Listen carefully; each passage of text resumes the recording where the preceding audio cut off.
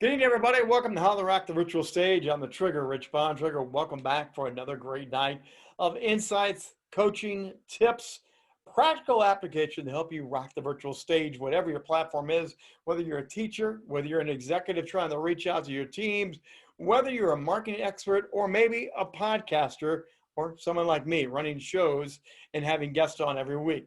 I know it's a challenge. I know there's new things always being innovative and always happening.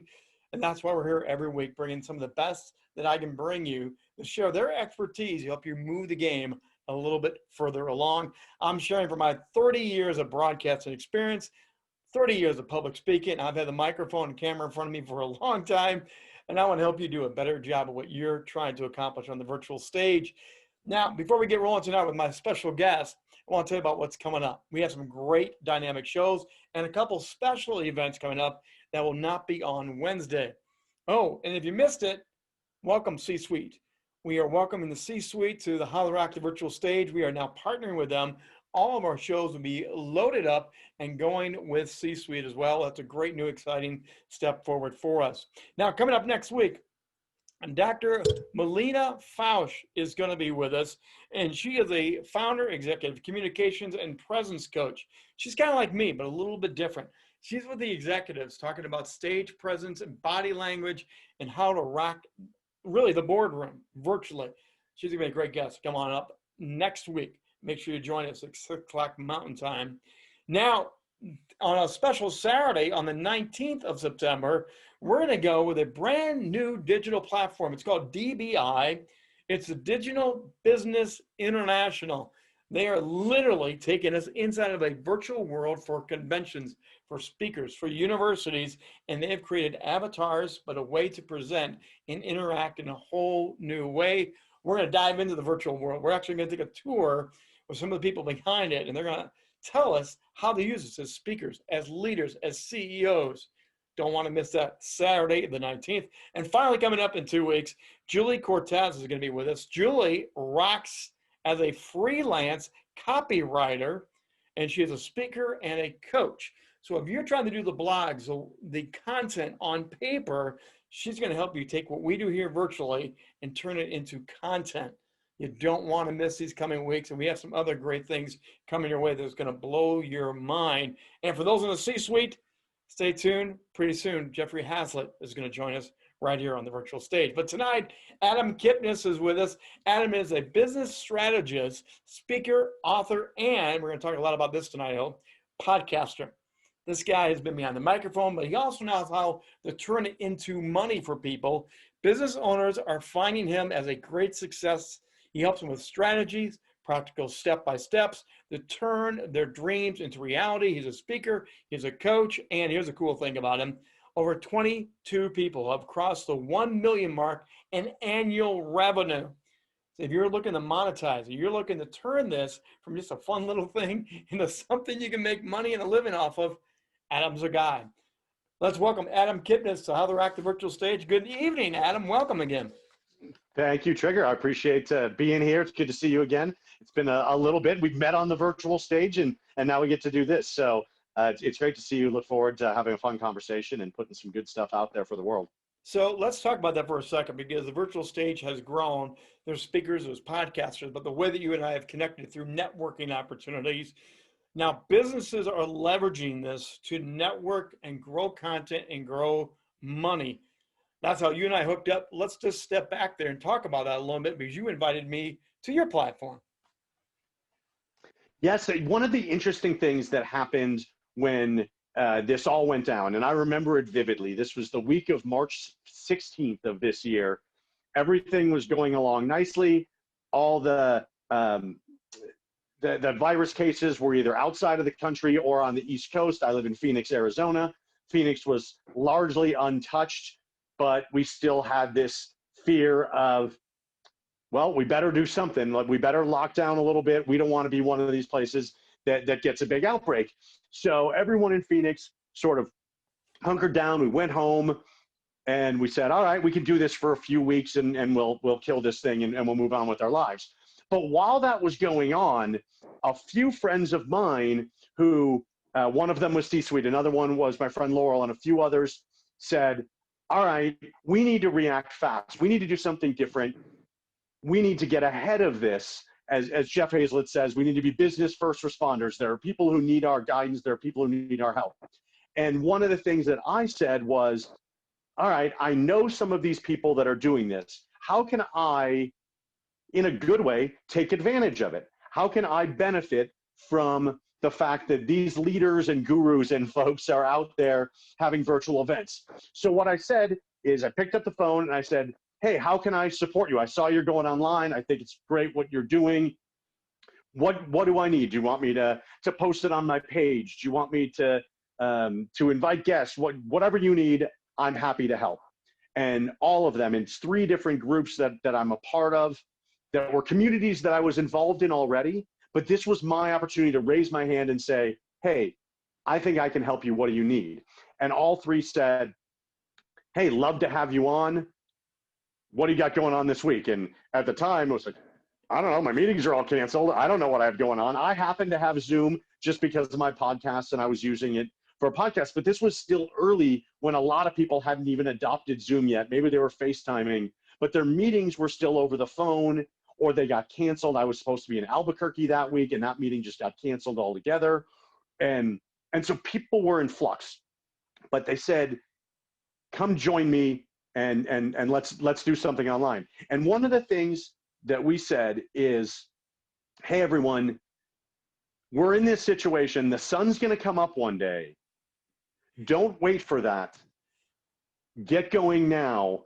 Take advantage of this opportunity. And it wasn't about making money or monetizing.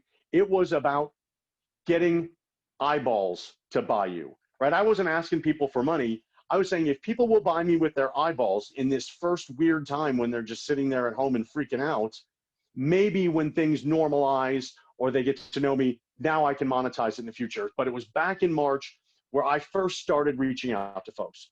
Fast forward 2-3 months, it became my normal life. I was on 2 or 3 networking Zooms, which actually worked really well. You put your information in the chat. Maybe you've got some breakout rooms. Everyone gets to highlight what they're doing. You don't have to drive and in Phoenix sit in the hot sun and park your car and put on a suit and tie. You can just go in and be like, hey, what are you doing? What are you doing? Let's jump on the phone. Because when you're in these virtual networking groups, very different from a live networking event, which we've all been to, where everyone's just there to hand out as many business cards and vomit their information on everybody in the room. In this world, it's, hey, you're here, I'm here, let's connect on LinkedIn, let's put a phone call on in real time, right? And that's what changed. And that's how we met, because we were both part of this group where that's what we were doing. We were there. How can I serve you? How can I serve you? We didn't even know why we were talking the first time we did, other than we were both part of C-suite. And it's like, hey, let's talk for 5 minutes. If it lasts 10 or 15, even better. And it lasted even further. And then we scheduled this, and we're going to do my podcast. And I invited you to Laurel's event, which was a money-making event, virtual and monetization. So we built an entire relationship all online, which 6 months ago, people would have been like, you crazy. Right. Now you actually did a great snapshot of how it went down, because I didn't know I was as smart as Jeffrey or you, but I said the very same thing. And that's how I launched, was instead of waiting for the door to reopen, let's go attack this and let's go do it now. So when it opens, we're already rocking down the road and we're already prepared and we haven't lost traction. There was no money. People were holding very tightly, but it's that awareness thing. And I talk a lot about pioneers. I don't know if you guys use that word or not, but we're pioneering something. There were no hashtags when this started back in March and April.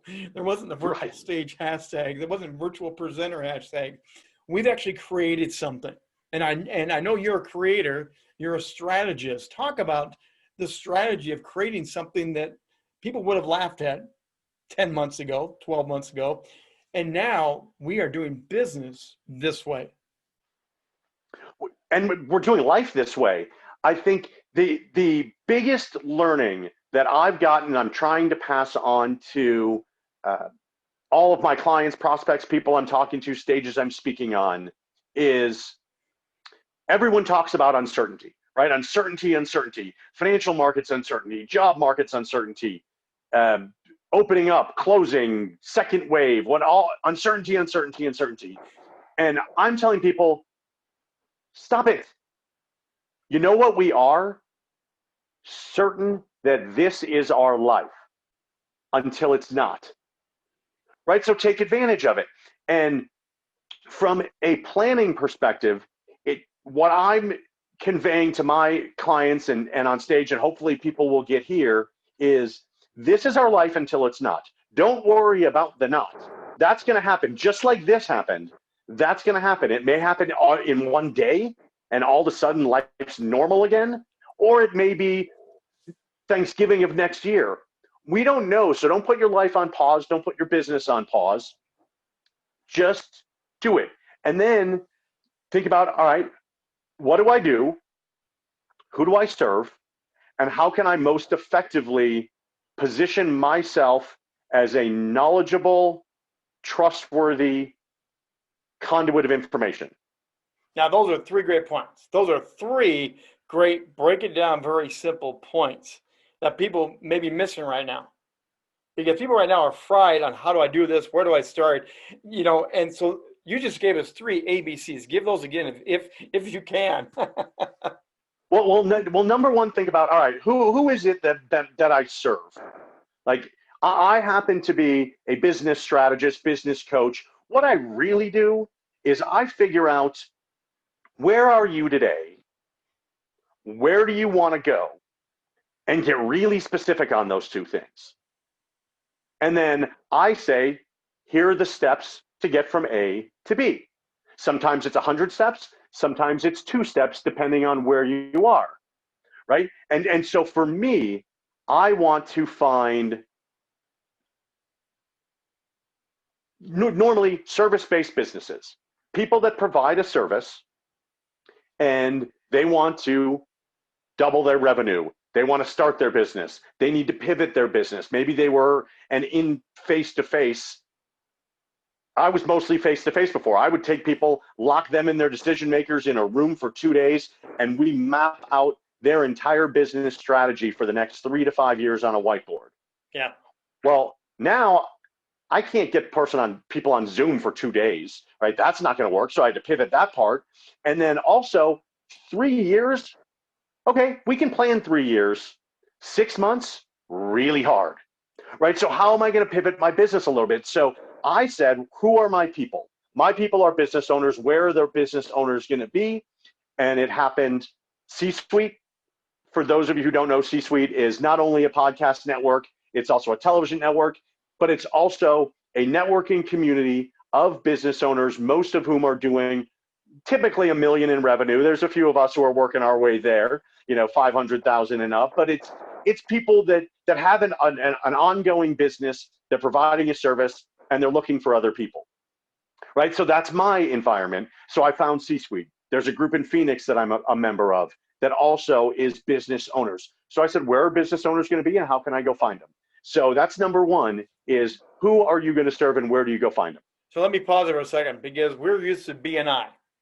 We're used to doing those network things, like you said. You go do your half hour, your hour lunch, you shake hands, hand out business card.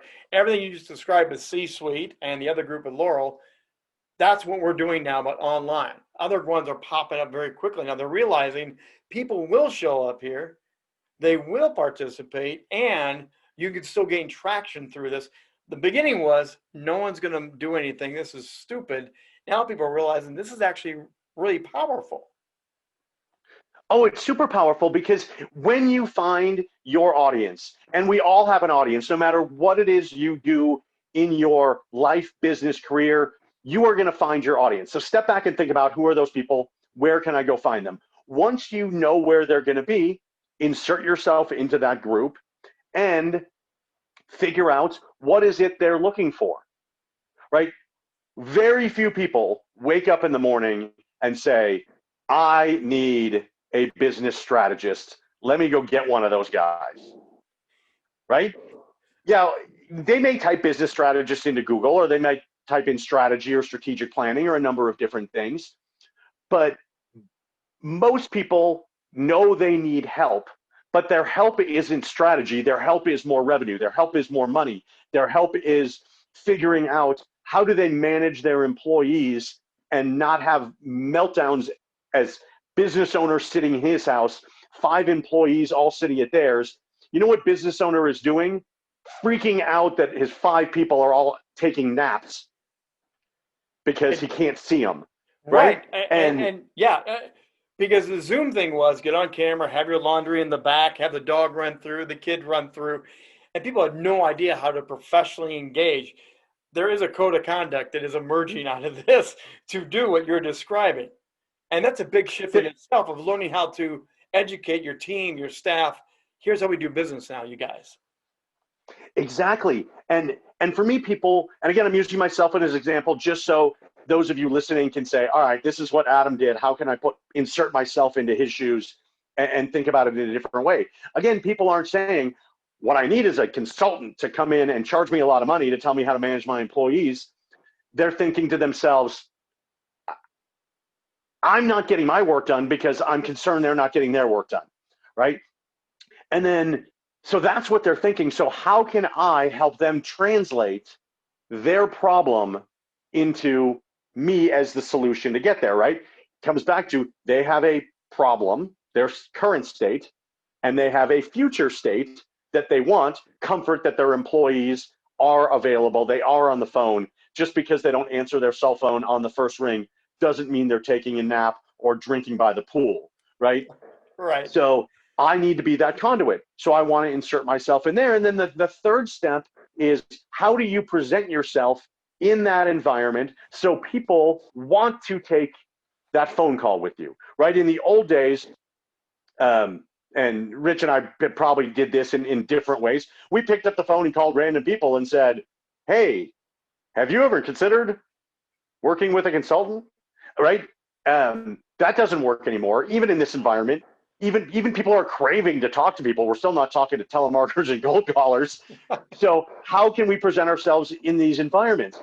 And that's where the planning part comes in, because a lot of people rushed out when this started and just got on every Zoom call they could because they needed to sell some stuff because they needed revenue. You and I needed revenue. A lot of people out there needed revenue. And so they just tried to do that.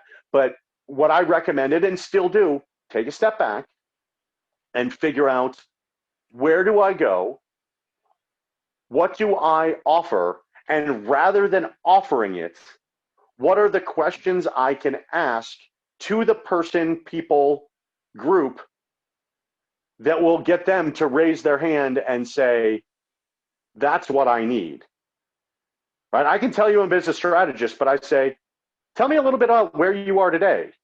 Well, my business went from A to B, whether that's up or down. I don't know if you can see my hands, up or down, right? A to B could be positive, could be negative, and it doesn't matter, right? That's the other thing, is a lot of people in this environment are telling everybody, oh my God, this is my best year in business. I don't ever want this to end. I never want to go back to work. I love being trapped in my house. I'm making so much money. Some people are, and good for them. And I'm psyched they are. And I'm having success in this environment. But most people are telling people that because they don't want to be like, I'm sitting in my house and freaking out, not making any money. So part of it is, all right, tell me where you are. Who cares? It is what it is. Whether you tell me the truth or you lie to me, it doesn't change where you are. So where are you today? Well, I lost 50% of my business and I'm not going bankrupt, but I am freaking out a little bit. All right, perfect. Where do you want to go? Well, I still want to double what I did last year, but that's now going to be a 200% increase because I'm down 50%. But I'd settle for getting back to par by the end of the year. But if I can do better than that, that's my real goal. And that's where I Perfect. think the pivot, as they call it, or the change, transition, the strategist is so important, because we went from those face to face, we went from those phone calls, we went from those boardrooms. We could rub shoulders. You could go play a round of golf. You could do all these things that allowed you to do relationship, do business. Now it's here, and one of the things that we've stumbled on, I think we both have fallen into through these networking is, it's not business, it's relationship first. Business comes out of the relationship, and nobody saw that coming when the Zoom box first popped up, and we all thought, let's be cool, like you said, let's talk about how great things are still. We're holding the ship, we're going to go. But in fact, what I've found, and I think you probably have, people are talking relationship, golf, football, whatever, and then we're falling into the reciprocity thing that Jeffrey and his team talk about so well is how can I serve you? How can you serve me? You may not make any money, but you move the line a little bit healthier, and nobody saw the new relationships coming out of this. How do you coach that? How do you help people through that relationship surprise through the camera lens? I love that question. Number 1, 2, 3, 4, and 5 is listen. Listen, listen, listen, listen. I want to come back to what you just said. One of the greatest things that came out of this is the relationship. I've had clients that I've had for 2 years, 3 years, 4 years, 5 years. I know they have kids. I have a vague idea if they're little or middle school or married. That was about it. And these are people that invested a lot of money through me, for their growth in their business, for consulting, for different things. The first thing on every phone call, still to this day, is how's the family? How are the kids? What are you guys doing? How's little Timmy? Who little Timmy could be, 67 years old with grandchildren of his own, right? And that part of it disarms the conversation from the immediate. And so be prepared for that. I think we're so used to trying to solve problems, trying to work people through our sales funnel or vet the problem that we can solve so we can get to the offer. And I don't mean that in a negative way. I mean, that's why you go on a sales call. That's why you go into somebody's office. The ultimate goal is for them to do business with you. That's why we do it. We go into a hardware store to get a hammer, right? That's the ultimate goal. Right. We want a hole. They want to sell us a hammer and a nail or a drill, right? That was the extent of it. But now, if you go into a hardware store or a virtual hardware store or a virtual call, it always starts with how's the family? How are you doing? What are things like in your area? I talk to people all over the country, just sort of the nature of my business, that most of my clients are not in Phoenix. They're out in the world. It was always phone and in person via plane. Now it's all Zoom. And that relationship has changed the entire dynamic. But listening is so critical in every environment, but even more so right now. And the main reason I say that, not that we didn't listen for cues to sell people things in the past or to open up opportunity, but if in this world, let me step back, in a face-to-face, office-to-office world, if the person sitting across the table just had a fight with their spouse, or their company was having business problems, or they're having a plumbing issue, or their car's in the shop, right? None of that would probably get uncovered in an hour-long presentation or sales call. None of it. No. Now, a lot of it will, because people are craving interaction. They're craving relationship. They're craving connection. And if you listen and someone says, I got to tell you, Rich, being in our house, and we have a nice house. I mean, we've got 2,200 square feet and a swimming pool and blah, blah, blah. God, my wife and I are at our throats, right? We love each other and everything's great, but we cannot stop bickering, and it's driving me crazy. Right. And I mean this in the most positive way. You just moved from step 1 to step 4 in your sales cycle because someone opened up to you and said, here's what's going on in my world. And you know what you can do? You can be like, hey, I know what you're going through. Here's what my wife and I did. Or I'm not married, or my wife and I are doing the same thing. You want to talk through it, right? What time is it in your area code? Let's grab a beer and take this conversation a little further, right? Those are all things that can now happen if you listen. So it's not about your product. It's about their state of mind and their needs. Eh, Now, if I'm selling coaching on strategic planning and I say, what I do is I do a 5-stage step-by-step analysis of where you are, what you want, and then we build the steps in between. And this is what it's going to do. It's going to be typically 2 to 3 months, and it's going to be intense. And we're going to do some good work together, but you're going to come out with exactly what you want. And they're not ready to hear that because they're still thinking about their wife bickering at them because they left the plate on the counter because they're been together 24/7 for 4 months straight. right. Right? I didn't meet them where they were. Or they could be like, Adam, that sounds awesome. I need all of those things, but my business just got cut by 80%. Right? So if we listen properly, maybe my offer isn't my full scale, here's what I do and here's how I can change your business and change your life. And I wake up with the fundamental belief every day that I can change anybody's business with one question, one idea, or one conversation. It doesn't always work, but that's how I think.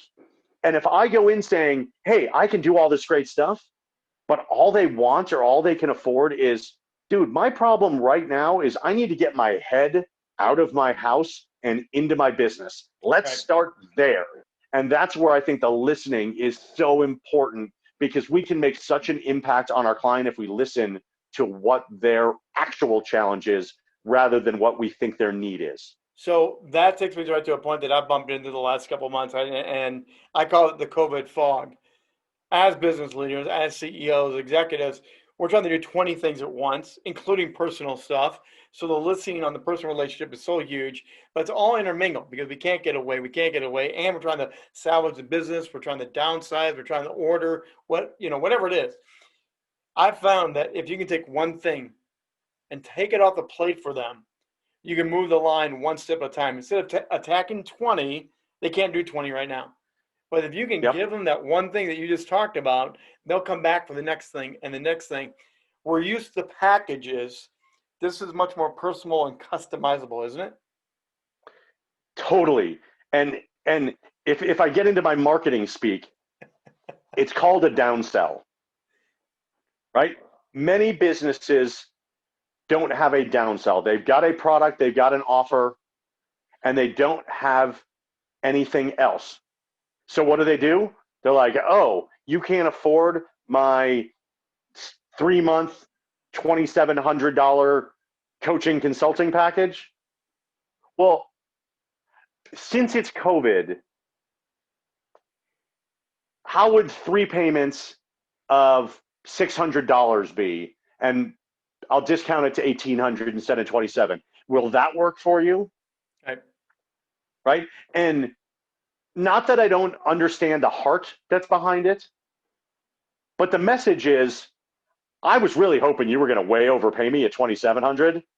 Since you can't do that, I'll take the 1,800 that I sell it to everyone else for.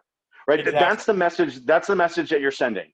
And I understand why we do it. And that's not what we're saying. Isn't, hey, I'm trying to take money from you by overcharging you. What we're saying is I'm trying to give you a gift by meeting you where you are. But that's not what they hear. So what a downsell is in marketing speak is a smaller version of what we're talking about, right? So the example I always use, and I'll bring it back to what we're talking about here, but I always use the health club example, right? And I'm going to date myself going back to the Bally's days when Bally's was in business.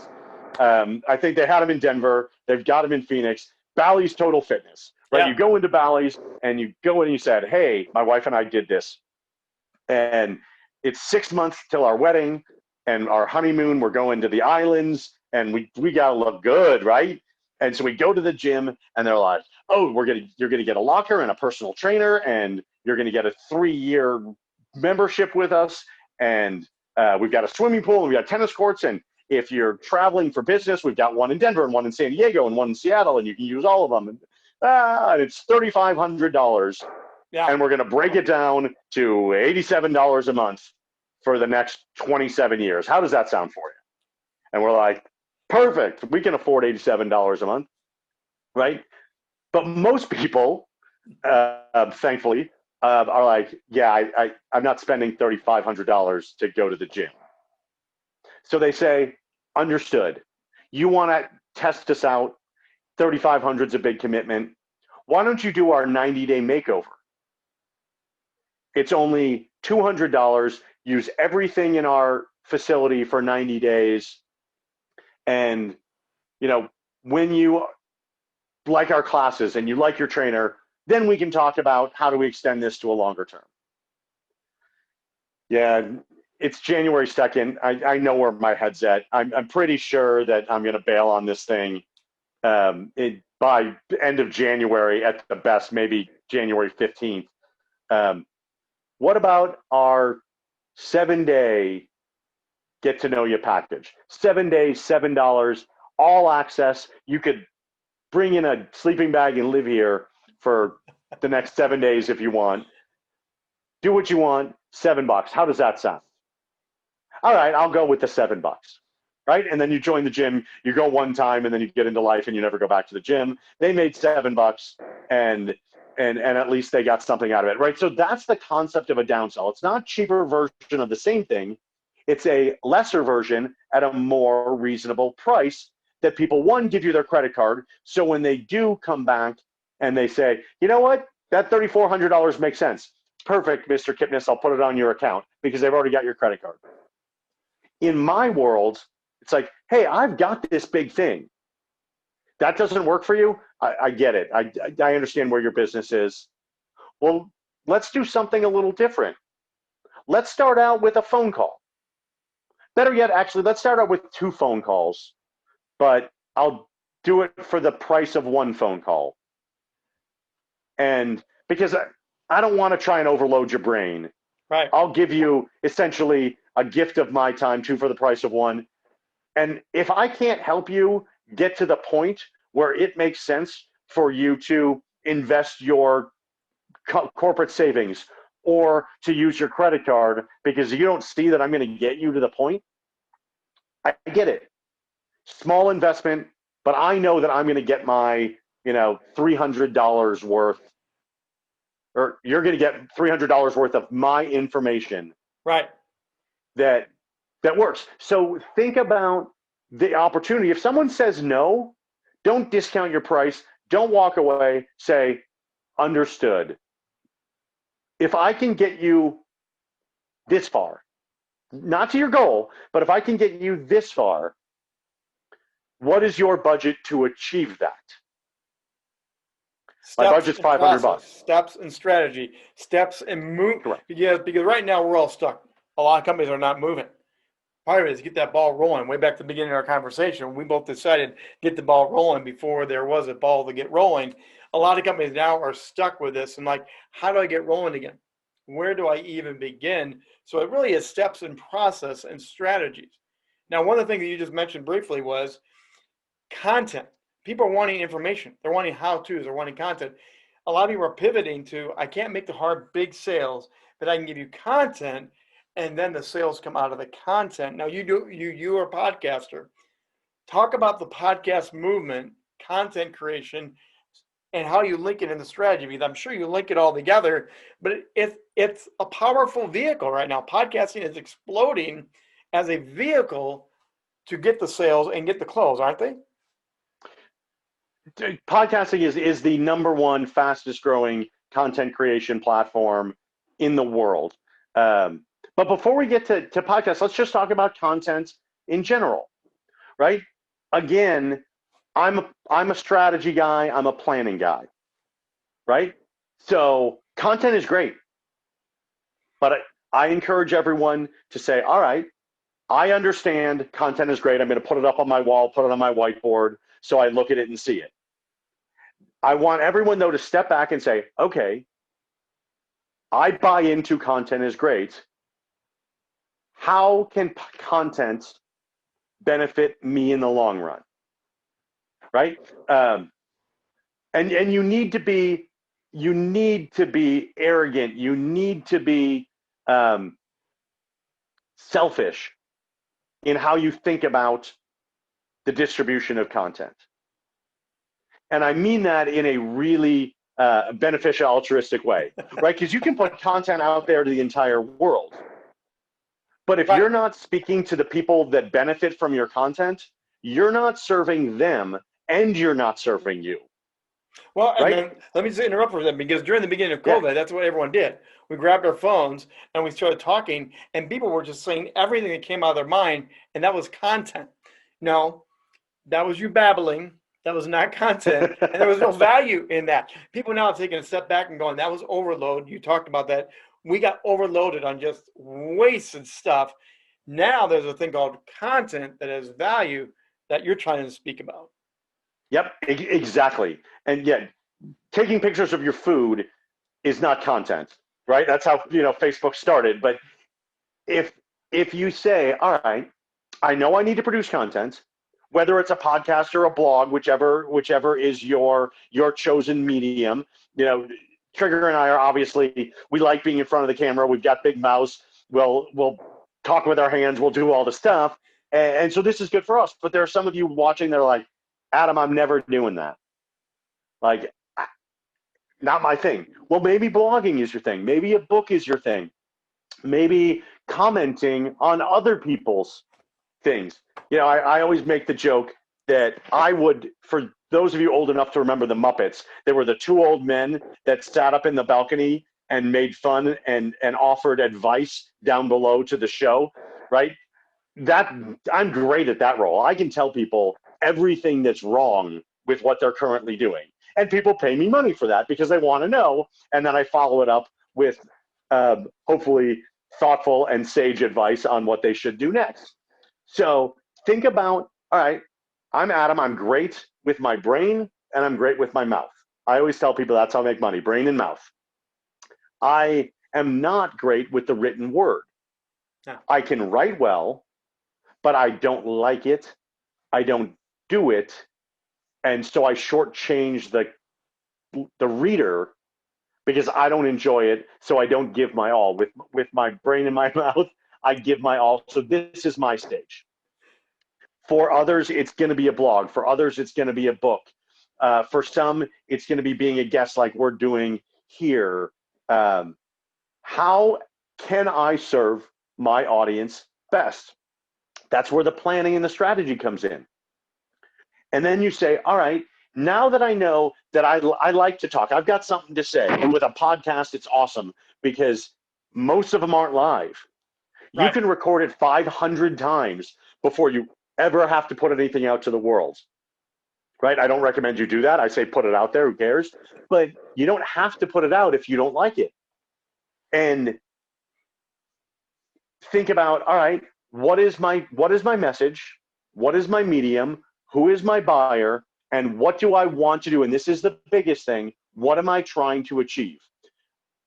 With podcasting and content in general, people put out content thinking that content will bring them back clients. Content doesn't bring back clients. Content brings back interest and eyeballs. So start there for a second. You're baiting a hook. You're dropping a hook to get them to do what next? The next step of the planning process. What do you want them to do? Right? A lot of times people will put out content. Here is all of the information you need. Go to my website. And they go to the website and it's, hey, here's Adam. Here's what I do. Here's some more free content. Here's some other stuff. And we're hoping that they're going to come back. But we know that the average is 6 to 7 seconds that people spend on a website.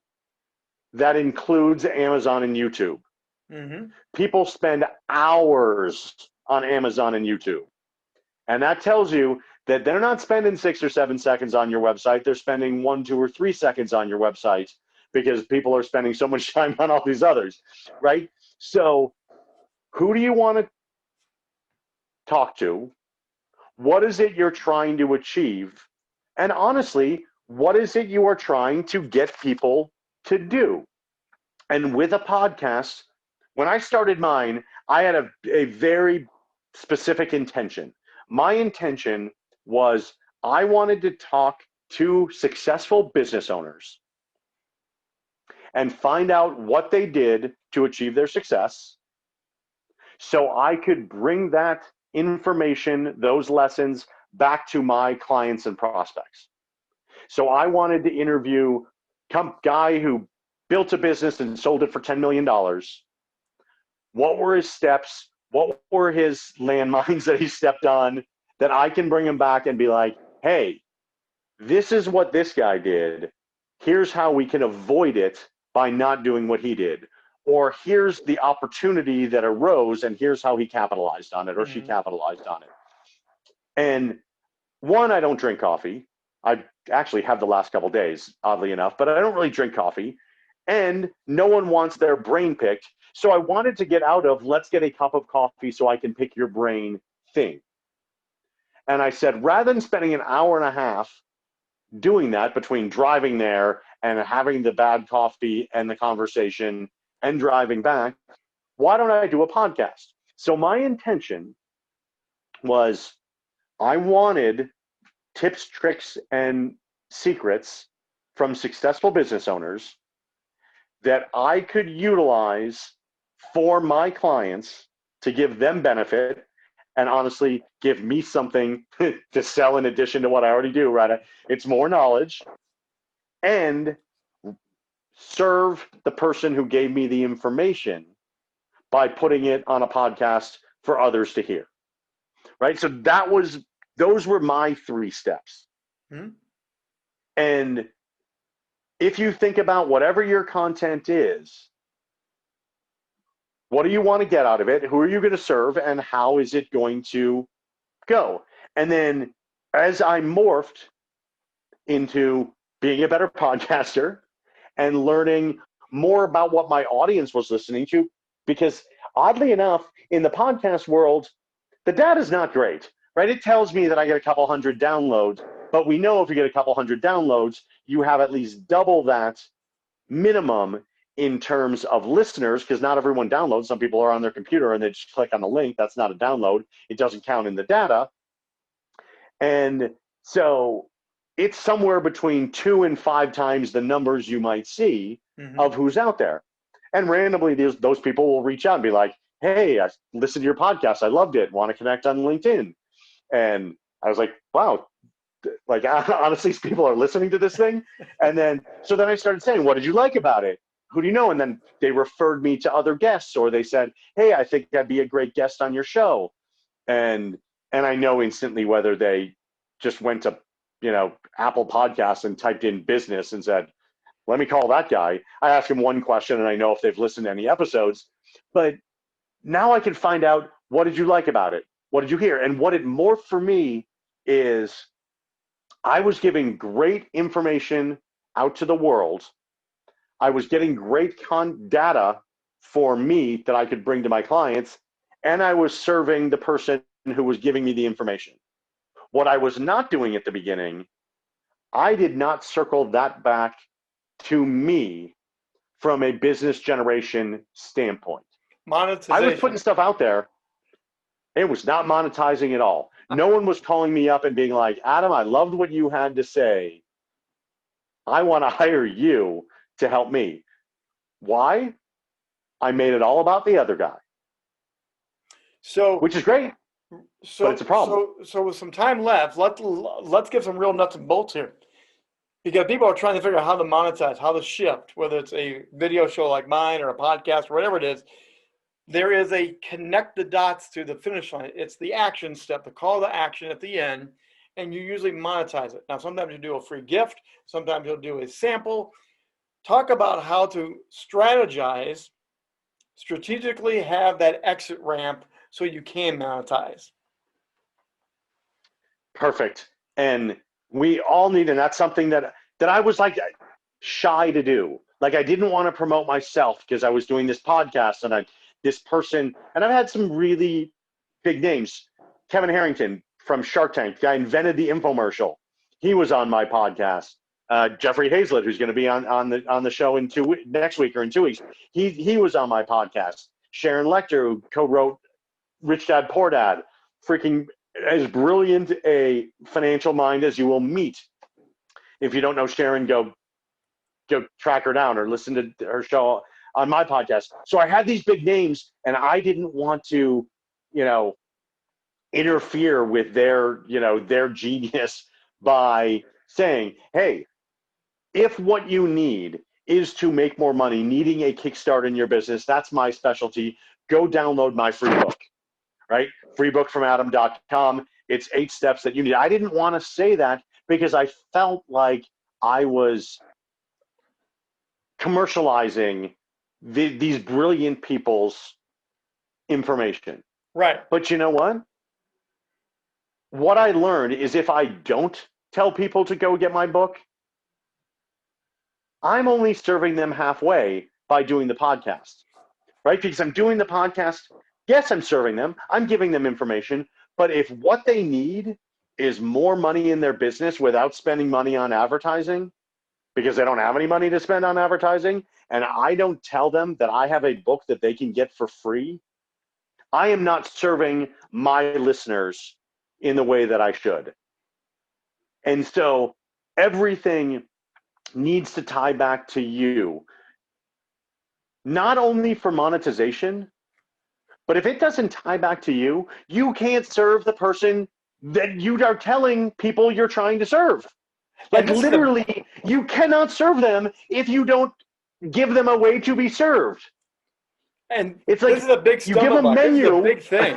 This is huge for people. It's huge. Because there's something about becoming the star, even though you don't want to become the star. You don't want to become that used car salesman. You don't want to become that thing. But at the same time, you're exactly right. You have to get over yourself to do the best you can for your client, for your ultimate service. You have to work beyond that and show it's the full package. You got to present the full package. It totally is. So I know I went a little ranty tangent on serving people, but if you don't make an offer, you cannot serve the person. You just can't. It's like having a restaurant and giving them a menu and having no servers and the food truck windows closed, right? It's great. They can see that you've got great stuff, but there's no way for them to get to it. Exactly. And another quick tangent, make it easy for people to give you money. Exactly. Right?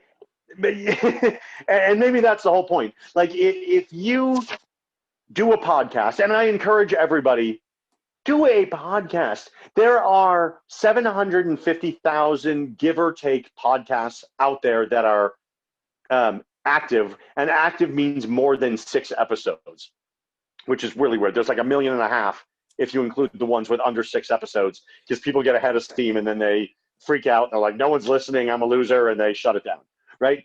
But if you do a podcast, there's 750,000 out there. If no one listens, that entire fear thing that you have going on disappears because there's no one listening, so what do you have to be afraid of? There are, at last count, 59 podcasts on knitting. Knitting. Now, I don't knit, and I'm actually not making fun of knitting. I'm making a point that 59 people in the world are so passionate about knitting, they want to tell other people their tips and tricks on knitting in a verbal way, not video, verbal, so they can listen to it in a car, and they're active, which means people are listening. Mm-hmm. So no matter what your niche, no matter what your skill set, there is a listener base. You need only 3% of the people you ever make an offer to say yes to make $1 million. That is statistically true. You can go look it up. 3%. Now, obviously, to get $1 million, you need to make a lot of offers or need to have a high price. But only 3% have to say hi to make $1 million. You just have to make more offers. So coming back to making it easy for people to give you money, right? How many times have you been somewhere and you want to buy their stuff? And I used to work at American Express back in the day. I'm an American Express guy. I love the points. I love the benefits I get.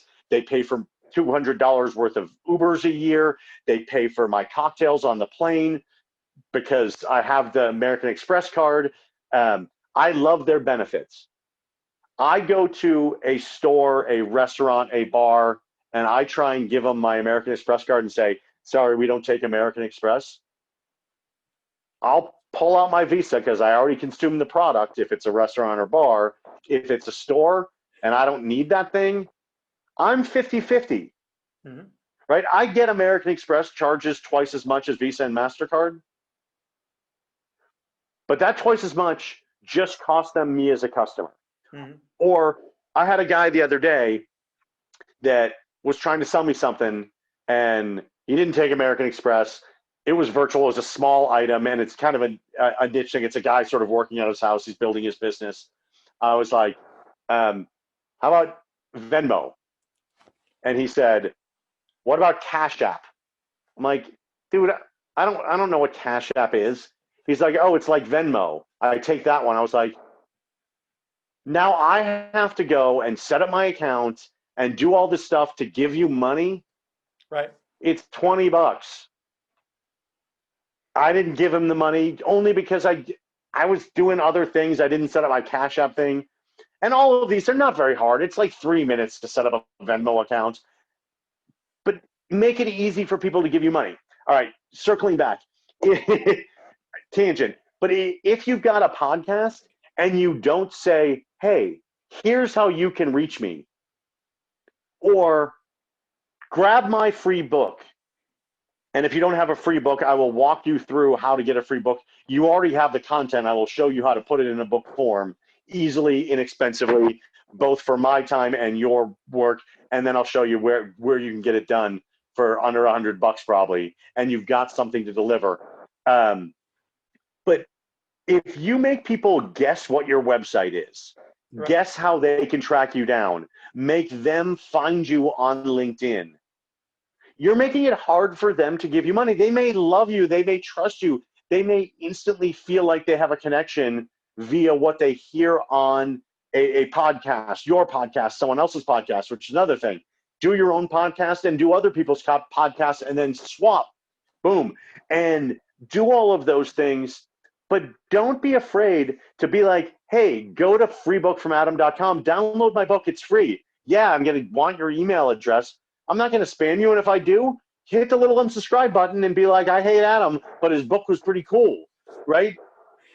Do that and find ways to say, you know, this is what I'm doing. If I can help you, this is where you go. You can make it really soft.